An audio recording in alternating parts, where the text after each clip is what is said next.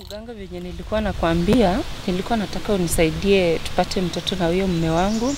Alafu upande ya hiyo boma yenye nimeolewa kuna mali sana na mama mkwe hataki. Pia nilitaka unisaidie kama naweza msaidia wote wakue chini yangu.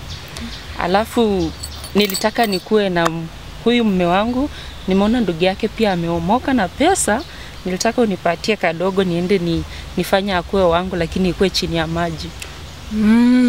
Msichana nitakusaidia ila kwa sharti moja tu. Msichana nataka uende uniletee nguo ya bwana yako ya ndani. Alafu kwa mama mke uniletee pia nguo yake ya ndani. Nitakusaidia msichana. Mganga, mama mkwe itakuwa ni vigumu kwa sababu siingii kwa room yao, analala na baba mkwe. Halafu bwana wangu ako tu na boxer moja. Sasa nitatoa aje? Lindo msecho kakonyile no fula ha. Kakone kafule ha boxer no suta. Hanawe sumu bukusi. Sasa umubukusu lakini kaisende hukasi so mganga. Sawa sana, nimeelewa sana mganga. So utanisaidia aje? Nitakusaidia. Alafu kwa upande wa mama, kitaimu akienda kuoga, chana oshanga hapo kasuruari kake. Anosha anaanika bedroom yake. Asa kitu utanisaidia. Tafuta hata leso nilete.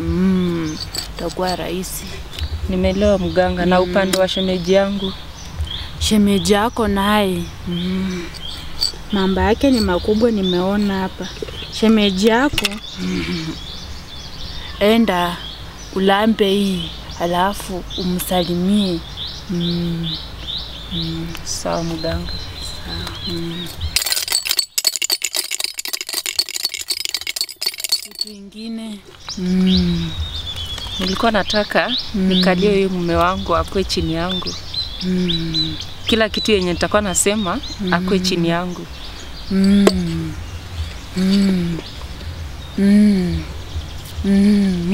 Unamuona hapa kwa nyungu? Nimemuona. Enda ulete shati yake. Alafu kuja tufunike kwa hii nyungu na hiyo leso. Wote watakuwa chini yako.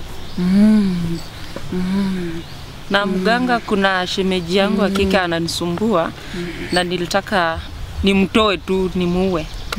Naweza nisaidia? Nimeona mizimu imekataa. Sisi watu hui. Wewe msichana toka hapa, wewe toka. Watu wangi. What are you saying? What are you saying? What is he saying?